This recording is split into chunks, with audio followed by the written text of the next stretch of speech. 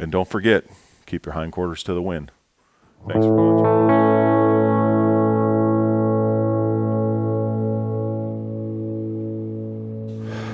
I'll cut this one somewhere in here. I'm losing, probably 6-7 feet of the rope, but that's not going to be a problem on the breakaway. Might have to carry one less Hondo, one less coil, but not the end of the world. Again, I'll get this rope as tight as I can. So I'm going to pull up on it, cut away from me, use the serrated part, and then there, that time it just took 2. That's where being tight with that rope counts more than anything. Now you can see, no big deal. This is a 3-strand rope with no core. Still very good rope, good feeling rope. One of my favorite ropes to use on a lot of different things. I'll unwind these here. You can kind of feel it's not quite like a braid, but you kind of unwind one, unwind the other. Don't go too far, especially on a rope that I just cut off. That's getting pretty close. Okay. Rope number 2, Breakaway Hondo. Again, I like the Magic Loop. That's the brand name. No sponsorship, endorsement, nothing like that. These will set you back $12, $15, somewhere in that range. Plus, I'm sure shipping, if you got to get it shipped. You can find them in a lot of different places. I might even have some. Now, there's nothing wrong with these white ones at all. You can see they don't mimic the actual Hondo quite as well. They're very straight, maybe a little bit longer. Couldn't tell you. This says USA, says something like Corova. I'm not sure. I don't even know where I've got it. You can get these in a lot of different places, these white ones. That used to be the knock on these white ones, would they break? They'd break, not breakaway, but they'd break, where you might break off a section here. Years ago when I first started roping and I breakaway roped on things, it wasn't uncommon. I broke several of these. So I got away from them, and then I found this that I feel like did a really good job mimicking the Hondo. Felt right. Weight-wise, they're roughly the same. But I found I haven't broken one of these in years. I have 2 different kinds. I've got the Magic Loop here on this saddle, I think, with my 45-foot ranch rope. I do have the white one, and it's worn, it's scratched up, it's faded color. It might be a different brand. No, it is not. It's the same brand, it looks like. It is scratched up, but it's hung in there. So, if you want to save a few dollars and get this one, I don't think there's all kinds right now in the market. All kinds. There's kind that don't even look like a Hondo, and I used to use a kind that you'd have to was like a plastic ribbon that you rewrapped every time. Wouldn't recommend something like that. There was kind where people just simply have some sort of wire system. For the price, I feel you can't go wrong. I have never broken one of these Magic Loops ever, and use them in all kinds of situations. So money usually well spent on a good breakaway Hondo. So we're going to do the same thing. We're going to bunch this all up, start gently pushing it through the back end here. Make sure you do it not this way, feed it the wrong way, but I don't know if you can tell. Actually, it's good to note this particular one has some ridges, and so it'll kind of grab that rope, a little extra friction. So yeah, so that's one thing about these now that I remember. I don't know if I could get a 4-strand through this. It'd be difficult. I'm sure there's a way to do it. Appears to me these holes are quite different.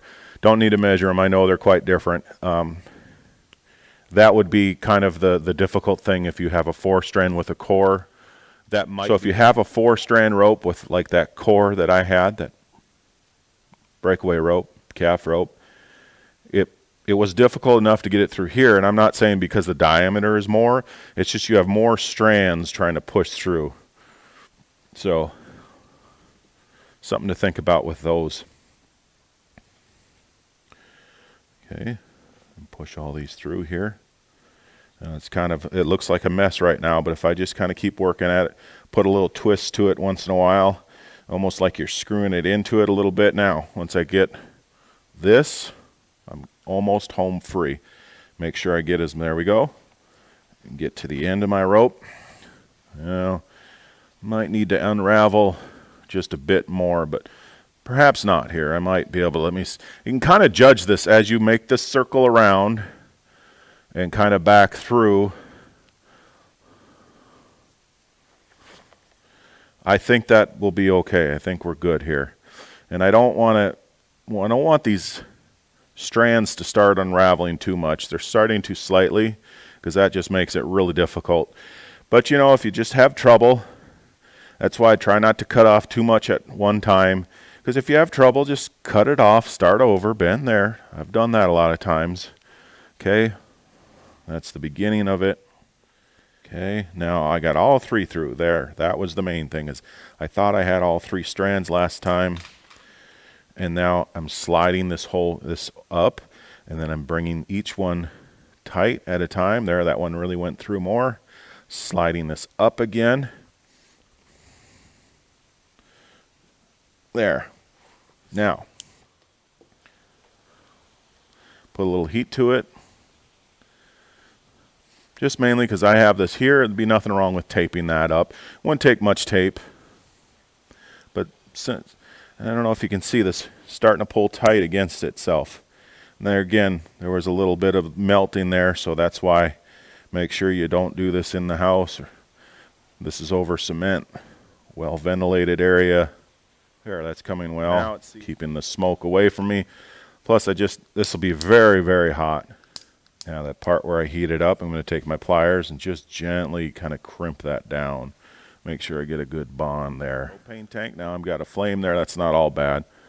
I'll just hold it away. See, now that's what I mean about this stuff. There, it's dropping off. Don't want to get that going too much, because it turns to liquid, and that stinks. And it really takes off, so be very careful. We'll bind those strands up. It'll stick to the pliers. Don't let it get you. Now here they are, the end pieces that I cut off, and instead of throwing them away, there's you still have a little rope here with a Hondo on it. There's a lot of uses. That'll still work for, sometimes you can use it for a gate, to shut a gate. You can, many times I've unraveled this all the way, and that's the 4-strand with the core, and unravel this, and then I'll unravel it all, then braid it, and it makes for a really neat looking rope that's very strong. I've used to tie gates, or people make lead ropes. You can leave it as is and make some sort of basket out of it. Lots of different uses. Tow something around.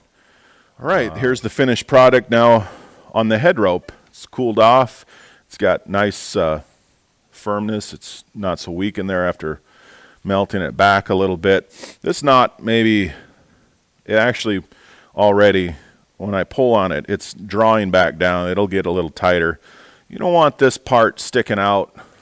Now here's one I did years ago, and I'm not sure why I did it this way, to be quite honest.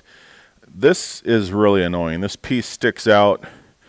I like it pretty flush now with the bottom here, just that knot just sticking out. It just gets in the way of when you're roping this piece that sticks up. And again, you can see how I taped this one, but the problem with the tape is no matter what, it will start to unravel.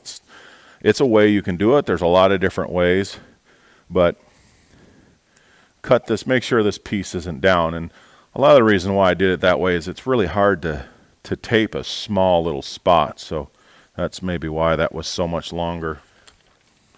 Here's another one I did where this isn't quite as long, but you can see now how that's starting to come unraveled.